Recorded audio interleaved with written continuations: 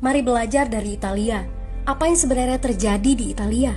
Apa yang bisa kita jadikan contoh agar tidak terjadi di Indonesia? Kreatif konten ini berasal dari artikel warga Italia, dipersingkat dan dilengkapi data agar lebih mudah dipahami. Tahap 1. Kasus pertama diumumkan. Itu cuma flu. Apa pentingnya pakai masker? Orang-orang ini cuma lebay. Saya kan sehat, gak bakal ketularan. Gak usah panik lah. Tahap 2. Jumlah positif COVID-19 mulai naik signifikan. Cuma beberapa yang kena. Yang meninggal pun hanya orang-orang tua saja yang memang udah punya penyakit.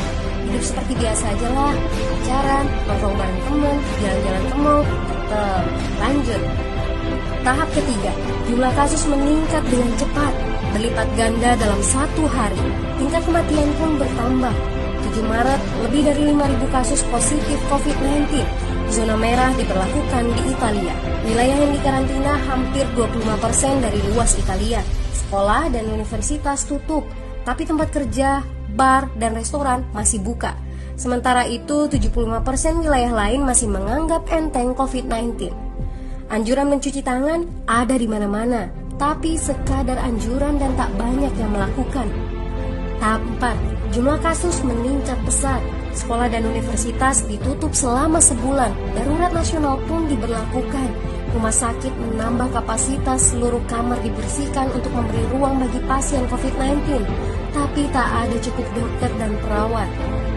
Ada terlalu banyak kasus pneumonia, terlalu banyak pasien perlu ICU, tapi ruangannya sudah habis, ventilator habis.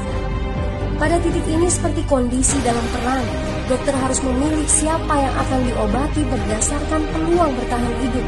Itu berarti pasien lanjut usia dan punya penyakit bawaan seperti hipertensi, diabetes, stroke tidak masuk prioritas karena tidak ada lagi ruang.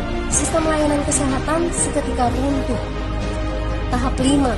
9 Maret mencapai lebih dari 9.000 kasus. Seluruh kota Italia lockdown. Orang-orang bisa pergi hanya untuk keperluan darurat dan dalam pengawasan ketat. Semua bisnis masih dibuka karena jika tidak, ekonomi akan runtuh. Itu kebijakan pemerintah. Mulai ada ketakutan, orang-orang mulai memakai masker dan sarung tangan. Tapi tetap saja, ada anak-anak yang merasa jagoan, masih ingin uji nyali. Pergi ke restoran rame-rame, hangout bareng, minum-minum dan lain sebagainya. Tahap 6. 2 hari kemudian pemerintah Italia berubah pikiran. Semua bisnis harus tutup. Bar, restoran, pusat perbelanjaan, semua jenis toko, kecuali supermarket dan apotek. Penyebabnya, karena dalam sehari yang positif bertambah lebih dari 2.000 kasus. Penduduk yang mau keluar rumah harus mendapat surat izin. Surat izin ini didapatkan dari pos pemeriksaan polisi dan disebar di berbagai lingkungan. Yang melanggar bisa kena denda 3,3 juta rupiah. Bagi pasien positif yang tidak mau mengkarantina diri, bakal dituntut dengan pasal pembunuhan, hukuman 1-12 tahun penjara. 21 Maret jumlah korban meninggal di Italia terus meningkat melampaui Cina. Sebagai gambaran, luas Italia itu kurang lebih 2 kali Pulau Jawa. Penduduknya lebih dari 60 juta jiwa. Lalu apa yang harus kita pelajari dari Italia? Yuk, mulai dari diri sendiri, mulai dari di rumah aja. Jaga kebersihan lalu isolasi diri dan keluarga. Tidak keluar rumah kecuali sangat penting. Ini saatnya memulai solidaritas. Yang mampu harus mulai membantu yang tidak mampu. Ini adalah bentuk usaha dan doa kita semua. Semoga badai corona ini segera berlalu. Mari memulai kekompakan dengan membagikan informasi ini. Di rumah aja, mari belajar dari Italia.